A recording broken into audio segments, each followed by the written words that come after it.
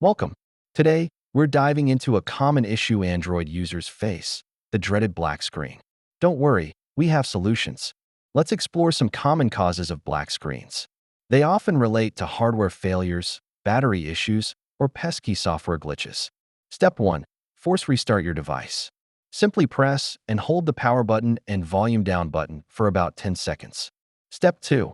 Make sure your power and volume buttons are functioning correctly.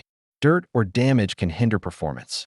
In Step 3, try booting your device in safe mode to troubleshoot if an app is causing the issue. Step 4.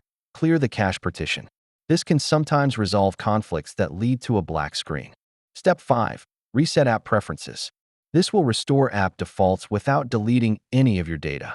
Step 6. Ensure your device's software is up to date. Software updates often resolve known bugs. As a final step, if nothing works, consider a factory reset. Be sure to back up your data beforehand. And there you have it.